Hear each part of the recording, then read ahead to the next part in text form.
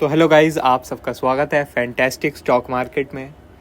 तो हमने आप लोगों से कल बात करी थी कि HDFC बैंक का रिज़ल्ट ठीक आया है, तो HDFC बैंक ऊपर खुलना चाहिए।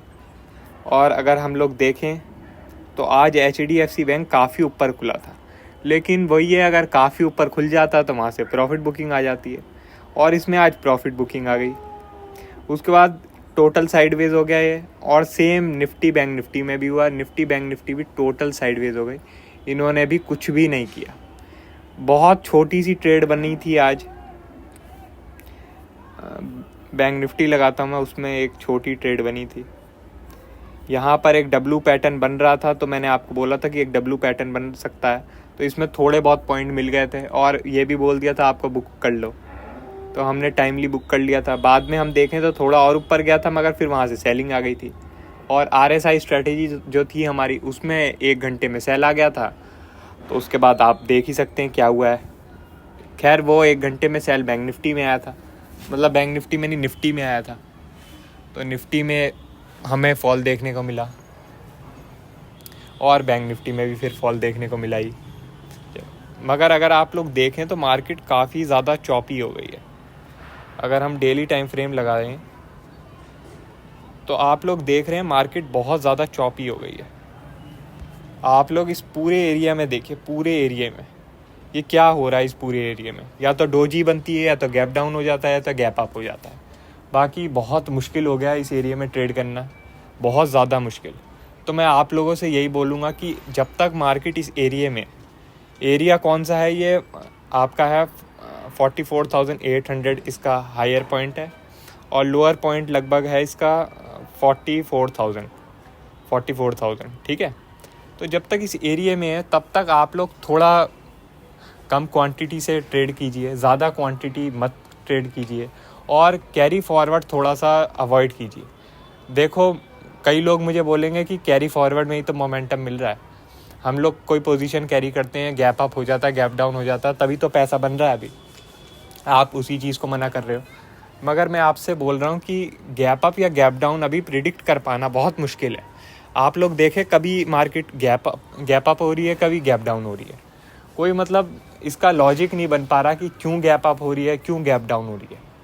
कोई प्रॉपर लॉजिक नहीं बन पा रहा। किसी दिन इसका मन करता है तो गैप अप हो जाती है, किसी दिन इसका मन करता है तो गैप डाउन हो जाती है। किसी दिन कोई बुरी खबर आ जाती है तो मार्केट गिर जाती है, किसी दिन कोई अच्छी खबर आ जाती है तो मार्केट गैप अप कर लेती है। अभी ऐसा ही चल रहा है। अगर आप लोग देखें, इजराइल में भी काफ़ी ज़्यादा दिक्कतें चल रही हैं। वहाँ पे ईरान ने बोल दिया है कि अगर इजराइल अपनी आर्मी भेजेगी, जो गाज़ा पट्टी है, ठीक है, जो गाज़ा स्ट्रिप है, उसमें अगर इजराइल अपनी आर्मी भेजेगी तो फिर इजराइल के लिए काफ़ी बुरा होगा, और ईरान अपनी आर्मी भेज सकता है, जो कि इस टेंशन को और एस्केलेट करेगा, जो कि मार्केटों के लिए अच्छा रहेगा नहीं, ठीक है। और एक खबर ये भी आई है कि US ने वेनेजुएला पे जो सैंक्शन लगा रखे हैं ऑयल को लेके, उसे US हल्का कर सकती है, तो ये एक पॉजिटिव खबर भी है। तो यही है कि अभी बुरी खबरें भी हैं, अच्छी खबरें भी हैं, और मार्केट अल्टीमेटली चॉपी है। अभी ट्रेड कर पाना इतना इजी नहीं है। तो जब मार्केट में ट्रेड कर पाना इजी नहीं होता, तब थोड़ा क्वांटिटी अपनी लिमिट में कर लिया करो, क्योंकि जैसे ही ये एरिया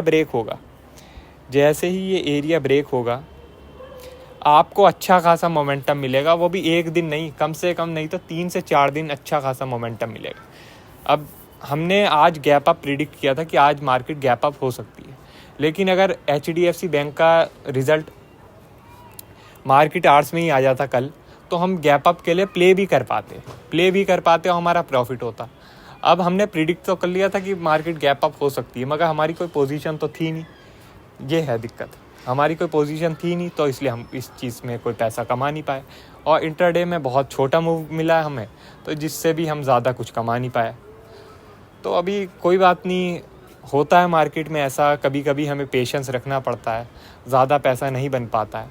मगर सबसे इम्पॉर्टेंट चीज़ है कि हम पैसा ना खोएं, ये सबसे ज़्यादा इम्पॉर्टेंट चीज़ है। पैसा तो बन ही जाएगा अगर आप मार्केट में बने रहोगे, मगर अगर आप पैसा खो दोगे तब फिर पैसा बनाना बहुत मुश्किल हो जाएगा।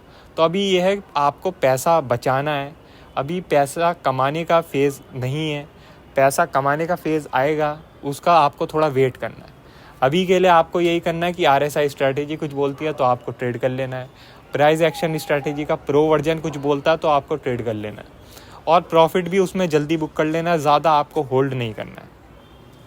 बस अभी आपको इतना ही करना है। बाकी हम कल के लिए डिस्कस कर लेते हैं कि कल के लिए कौन से लेवल इंपॉर्टेंट रहेंगे। तो कल के लिए सबसे इम्पॉर्टेंट लेवल रहेगा ये, जो कि है 44,550। 44,550 काफ़ी इंपॉर्टेंट लेवल रहेगा, क्योंकि यहीं से आज ये बड़ी रेड कैंडल बनी है, ठीक है। और इस बड़ी रेड कैंडल का लो इम्पॉर्टेंट रहेगा, जो कि है 44,350। तो ये इंपॉर्टेंट लेवल रहेंगे कल के लिए। अगर इसके नीचे रहता है तो नेगेटिव रह सकता है बैंक निफ्टी, और इसके ऊपर निकलता है तो एक अच्छी शॉर्ट कवरिंग देखने को मिल सकती है। अब निफ्टी की बात कर लेते हैं हम। तो निफ्टी में जो है 19,850 एक इम्पॉर्टेंट लेवल रह सकता है, और ये जो कि है आपका 19,780 इम्पॉर्टेंट लेवल रह सकता है, ठीक है। ये दो लेवल आपको मार्क कर लेने। अगर इसके नीचे रहता है निफ्टी तो नेगेटिव रह सकता है, इसके ऊपर रहता है तो एक शॉर्ट कवरिंग देखने को मिल सकती है। इन बिटवीन कुछ मत करो, इन बिटवीन मार्केट कुछ भी नहीं करती है, आप लोग जानते ही हैं। इन बिटवीन बस ऑप्शन बायर का पैसा खाती है और कुछ करती नहीं है। बाकी और कुछ होगा तो मैं आपको टेलीग्राम में बता ही दूंगा। वीडियो अच्छी लगी हो तो लाइक कर देना, और चैनल पर नए हो तो सब्सक्राइब कर देना। आज के लिए बस इतना ही। Thank you.